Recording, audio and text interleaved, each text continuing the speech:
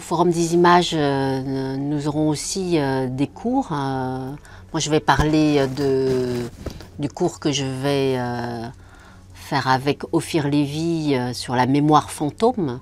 Puisque la fantôme, je veux dire, les questions du fantôme, c'est une question qui nous occupe, Pierre et moi, mais Ophir Lévy et d'autres. Il ne s'agit pas de savoir ou de convaincre qu'il faut croire aux fantômes. Mais pour ma part, je crois aux fantômes comme la plupart des 95% de Cambodgiens. Et la question du fantôme, c'est aussi pour les Cambodgiens, c'est une question très importante parce que nous croyons d'une part aux fantômes et d'autre part, les fantômes font partie de notre quotidien. C'est-à-dire qu'en Occident, on ne croit pas aux fantômes, et je me souviens d'une conférence que nous avons faite à l'Université royale des Beaux-Arts au Cambodge. Et quand tu avais parlé du fantôme de Canterville d'Oscar Wilde, et tu avais cette expression qui m'avait marquée, tu disais que le pauvre fantôme, il tombe en dépression parce que personne ne le prend au sérieux. Et en fait, c'est l'image que nous avons en Occident, on ne croit pas trop aux fantômes parce que nous sommes rationnels, etc. Alors que à la fin de notre conférence, beaucoup de Cambodgiens sont venus nous raconter leurs histoires de fantômes, nous dire où ils les ont vus, dans tel lieu, etc. Parce que au Cambodge, les fantômes vivent, fait partie de notre espace du quotidien. Alors que dans les catégories sur les meurtres de masse, en Occident, on pense au passé, au présent, aux morts et aux vivants. Au Cambodge, on pense aux morts, aux vivants et aux fantômes.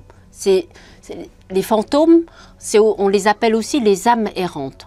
Qu'est-ce que c'est quoi les âmes errantes? Ce sont des personnes mortes, qui sont souvent mortes de manière violente, qui ne peuvent pas se réincarner, qui ne peuvent pas quitter notre monde pour être libérées et entamer un nouveau cycle de vie.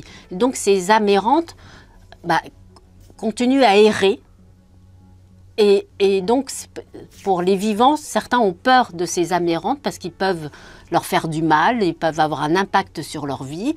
Et donc, les Khmers rouges ont produit 2 millions de morts crues, de morts violents, d'âmes errantes. Et donc, aujourd'hui, ou depuis 50 ans, depuis les Khmers rouges, les vivants font des processions, font des prières, font des offrandes pour calmer ces âmes errantes, mais aussi par rapport à la question de l'art.